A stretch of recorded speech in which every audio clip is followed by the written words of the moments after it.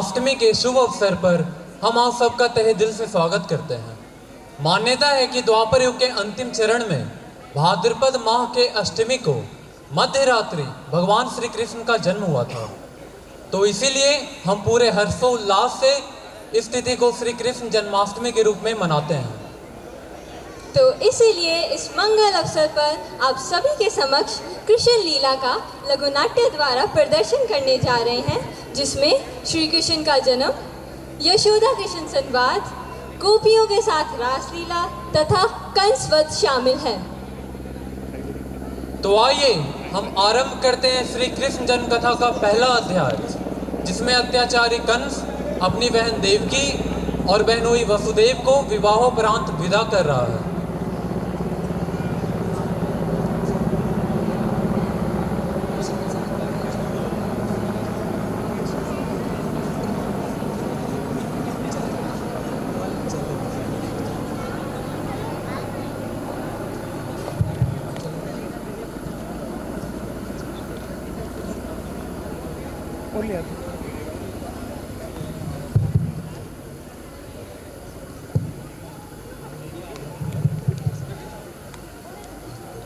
महाराज कंस की जय हो, महाराज कंस की जय हो, महाराज कंस की जय हो।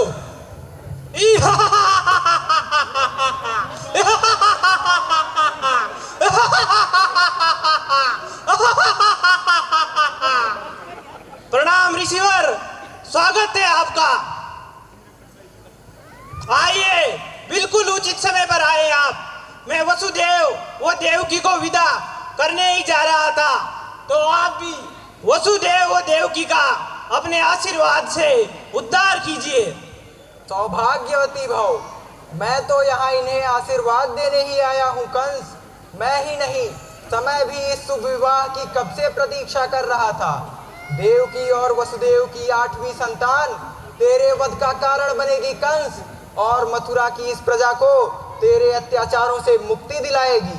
कंस, जिसे इतनी प्रसन्नता से रथ में बिठाकर विदा करने जा रहा है, उसी देवकी के 8वें गर्भ की संतान तुझे मार डालेगी। इसका 8वां गर्भ तेरा काल होगा। क्या वसुदेव वो देवकी की 8वीं संतान मेरा वध करेगी? महाबली कंस का वध असंभव।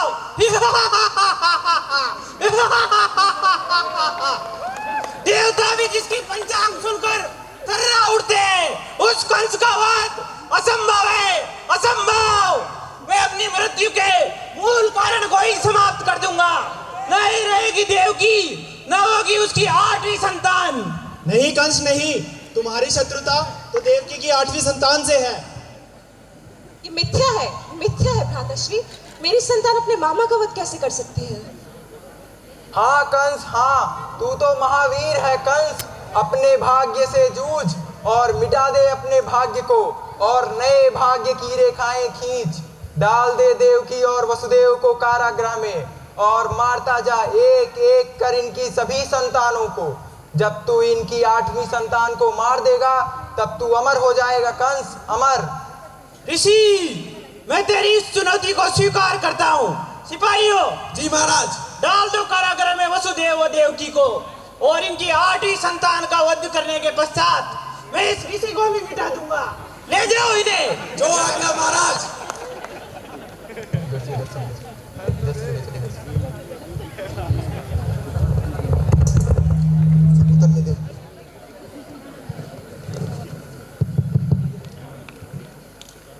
मानवता की रक्षा हेतु तथा एक नए युग की स्थापना के लिए देवकी व वसुदेव अपने सभी पुत्रों का बलिदान देते गए। परंतु जैसे रात्रि के बाद प्रातः काल आता है, अंधकार के बाद उजाला होता है और दुख के बाद सुख आता है, वैसे ही भगवान विष्णु माता देवकी के समक्ष एक उद्देश्य लेकर प्रस्तुत होते हैं।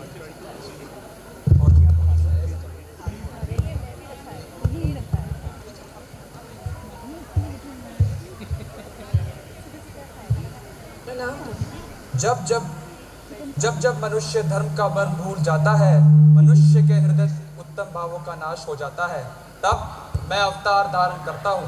समस्त संसार को आशीर्वाद देने वाला विष्णु आज आपसे आशीर्वाद की याचना करता है। मुझे अपने पुत्र के रूप में स्वीकार कीजिए माते। जी प्रभु। तो मंगल भगवान विष्णु श्री कृष्ण के रूप में माता देवकी की कोख से जन्म लेते हैं। उस अमावस की रात में था अंधकार, किंतु प्रभु के जन्म ने रोशन किया कारागार।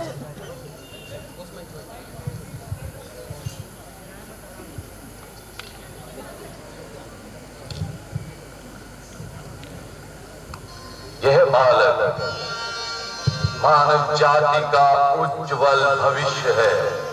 इसे यमुना पार ले जाओ और गोकुल में अपने मित्र नंदराय के यहाँ छोड़ आओ। मैं हमारे पुत्र को गोकुल लेकर जाता हूँ, वहाँ ये नंद की संरक्षण में सुरक्षित रहेगा। परंतु प्रभु, बाहर तो तीव्र वर्षा हो रही है। भले ही बाहर तीव्र वर्षा हो रही हो, परंतु स्वयं ईश्वर को तो कौन ही बांध सकता है।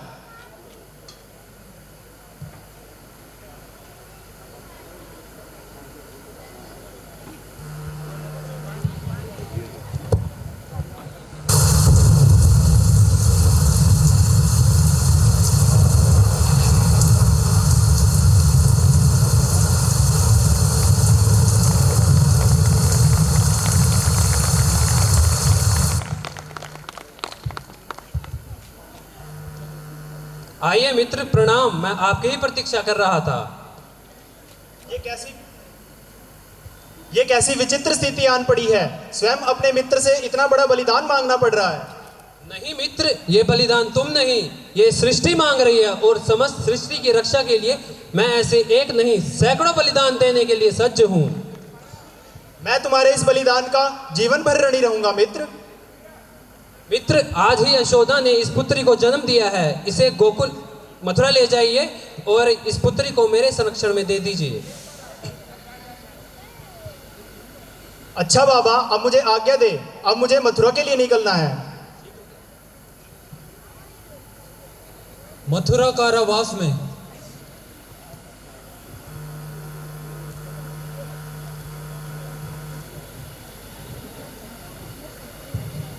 महाराज की जय हो। कहो सिपाही। महाराज, देवकी के 8वें पुत्र का जन्म हो गया है। क्या?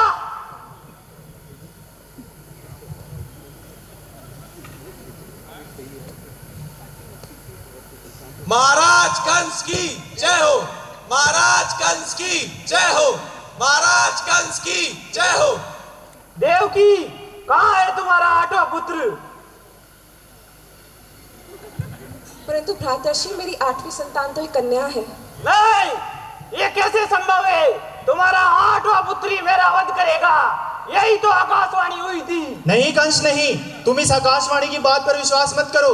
तुम पहले ही 7 बच्चों की मृत्यु करके इतना बड़ा पाप अपने सर ले चुके हो। अब एक और मृत्यु करके इस पाप के और भागीदार मत बनो कंस। दूर हट वसुदेव, ये अवश्य ही उस विष्णु की कोई माया है। ये बच्चा मुझे दे दो देवकी, मैंने कहा ये बच्चा मुझे दे दो।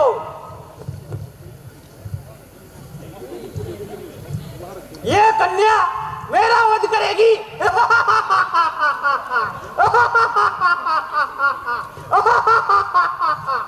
सिपाही जी महाराज।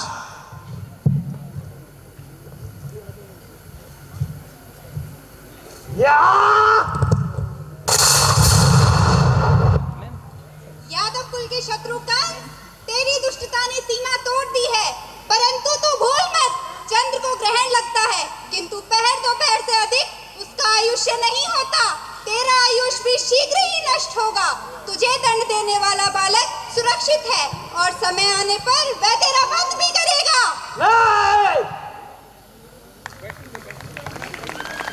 तो आइए, अब हम आप सभी को गोकुल ले चलते हैं, जहाँ भगवान श्री कृष्ण ने कई लीलाएं रची, जिसमें हम आपके सामने प्रस्तुत करते हैं पूतना वध।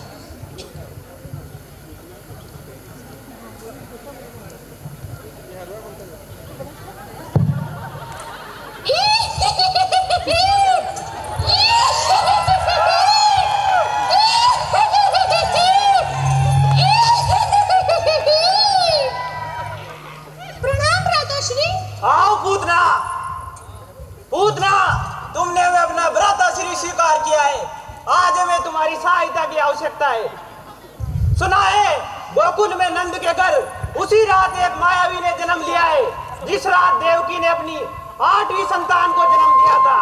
तो जाओ और नष्ट कर दो उस बालक को। जी भ्राताश्री, मैं अपनी जान पर खेलकर भी आपकी आज्ञा का पालन करूंगी। तो जाओ।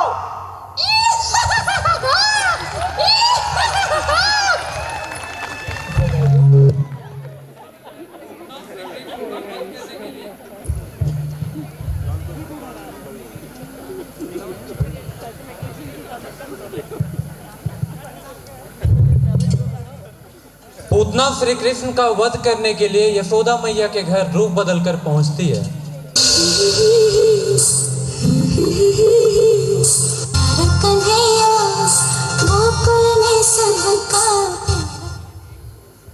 प्रणाम, मैं मथुरा की रहने वाली हूँ। मेरे पति एक सिद्ध पुरुष हैं और उन्होंने अपनी दिव्य दृष्टि से देखकर बताया है कि नंद के घर एक महान आत्मा ने जन्म लिया है और उनके दर्शन बड़े ही मंगलकारी हैं। स्वागत है, आइए आसन पर विराजिए। आप तो बहुत सिद्ध स्त्री प्रतीत होती हैं। लीजिए, मेरे लल्ला को आशीर्वाद दीजिए। मुझे 2 वरदान प्राप्त है। एक, मेरा आशीर्वाद जो कभी निष्फल नहीं होता, और दूसरा, मेरे स्तन से हमेशा अमृत रस चलता रहता है। आप प्रतीक्षा कीजिए, मैं अभी आई।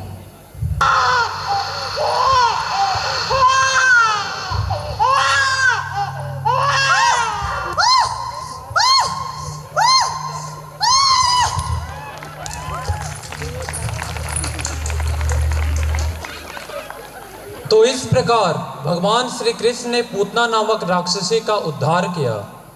अब हम आपके सामने श्री कृष्ण की कुछ और लीलाएं प्रस्तुत करते हैं।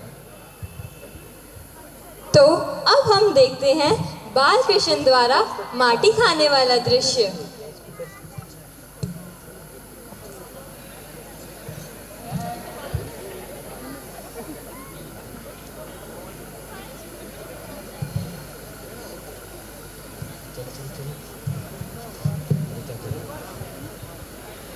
देखो देखो मैया, कान्हा माटी खा रहा है। कहाँ? क्यों रे कान्हा, बड़ा नटखट हो गया है रे तू। मुंह खोल, मुंह खोल।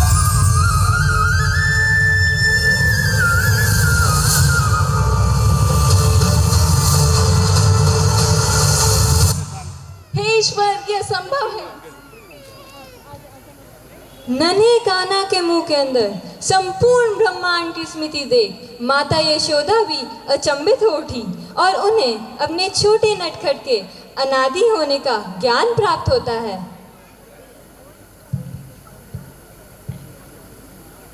अब हम देखेंगे कैसे गोवर्धन गिरिधारी ने तोड़ा इंद्र का अहंकार।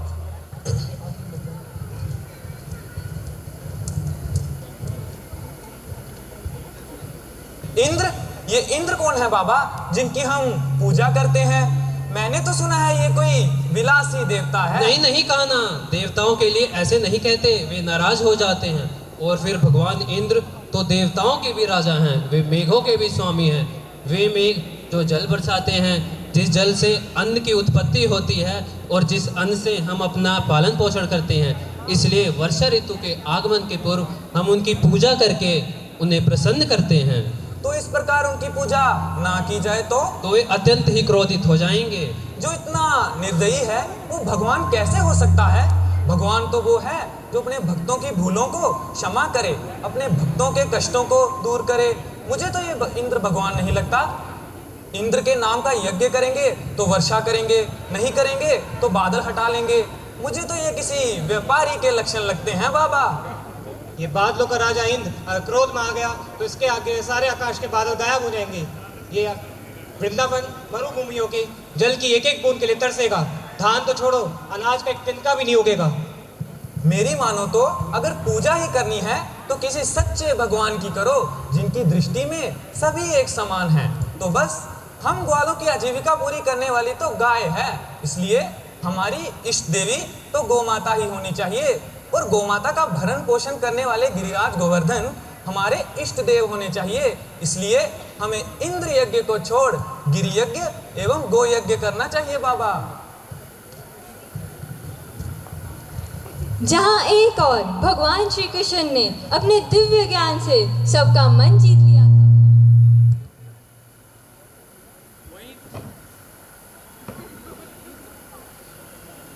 वहीं दूसरी ओर एक नई आपदा जन्म ले रही थी। आइए चलते हैं इंद्रलोक, जहां राजा इंद्र भोग विलास में डूबे पड़े हैं।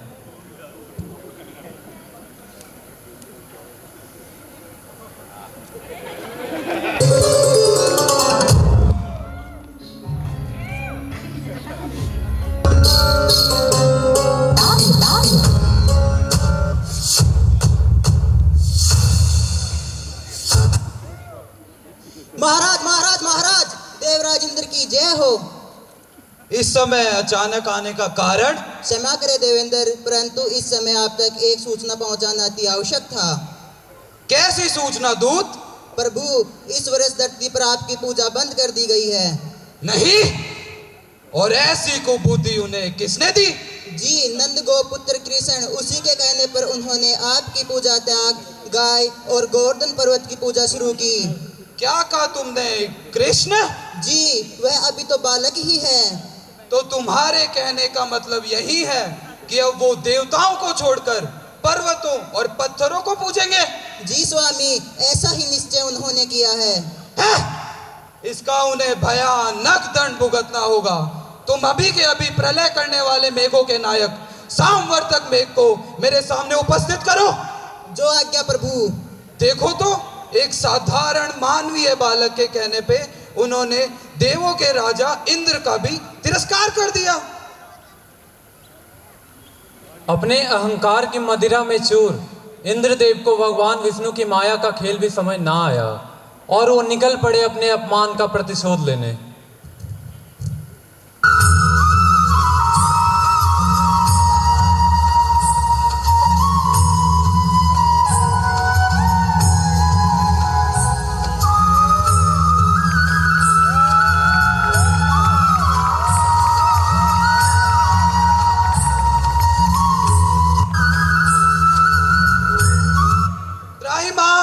त्राहिमाम, त्राहिमाम, रक्षा करो प्रभु, रक्षा करो।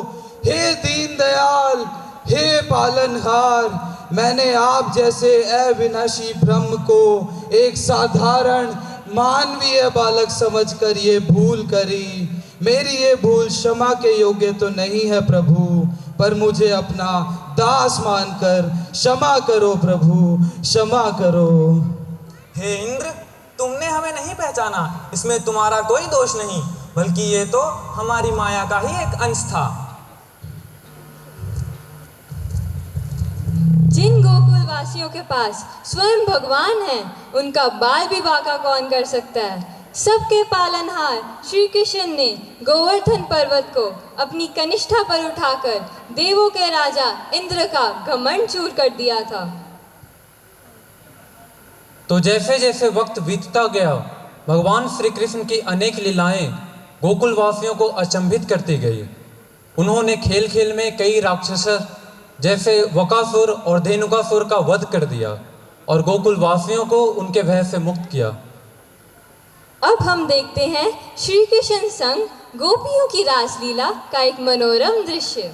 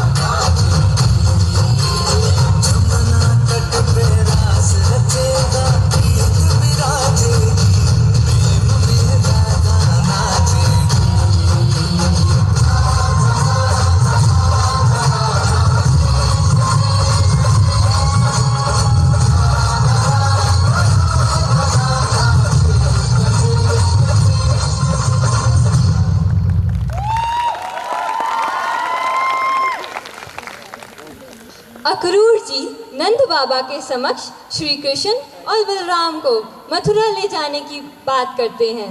वृंदावन में ये खबर अग्नि की तरह फैल जाती है और इसी प्रकार जब प्रातःकाल श्री कृष्ण और बलराम मथुरा की ओर प्रस्थान कर रहे होते हैं, माता यशोदा अपनी व्यथा श्री कृष्ण से प्रकट करती हैं।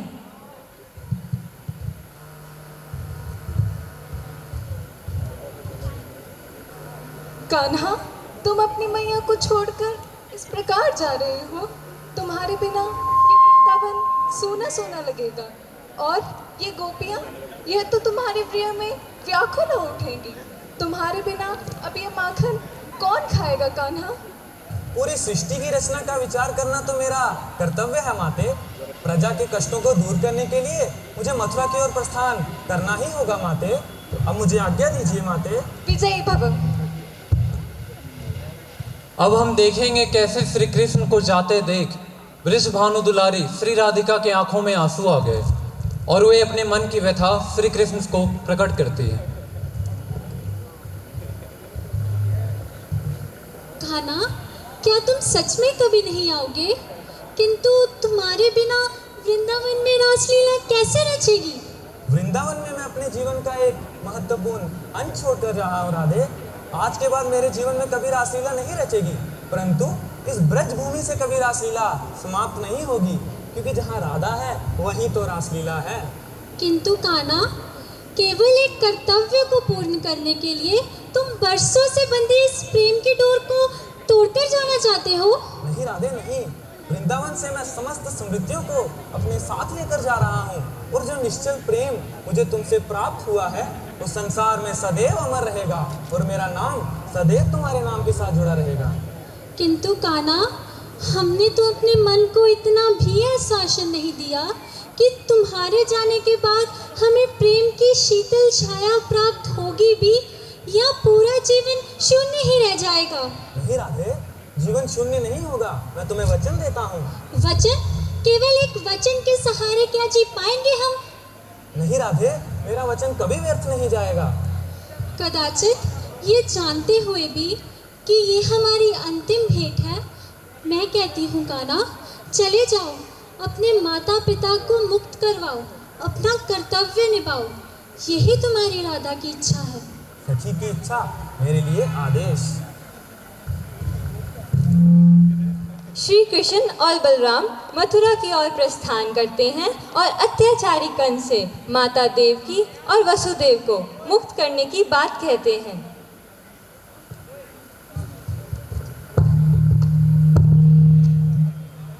महाराज कंस की जय हो, महाराज कंस की जय हो, महाराज कंस की जय हो।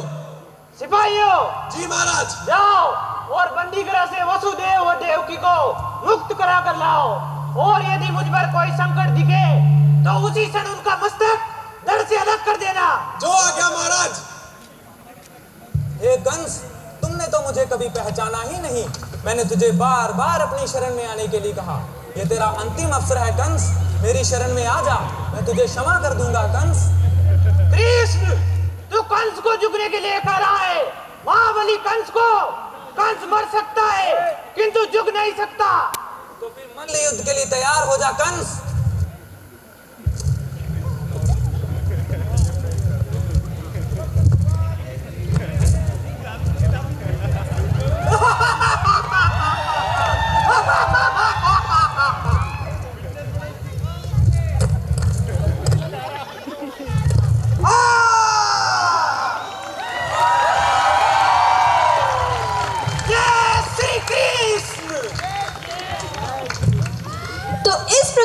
श्री कृष्ण कंस का वध कर मथुरा को उनके चंगुल से आजाद कर देते हैं और पूरी सृष्टि को कंस के पापों से मुक्त कर देते हैं।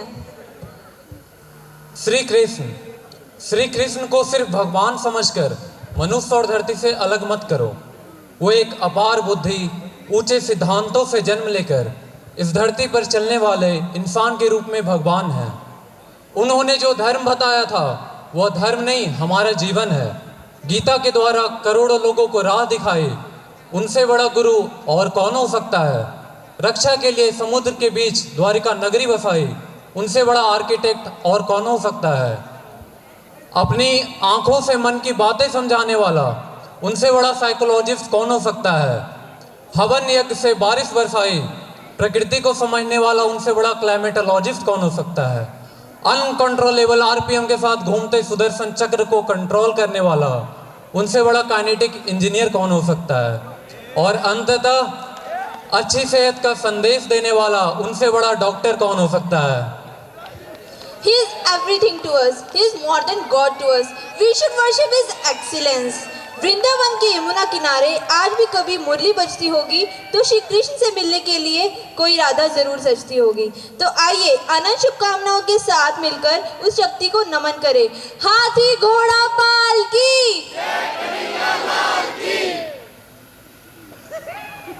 माधव हे गोविंदा, रक्ष रक्ष पाहि पाहि परमानंदा।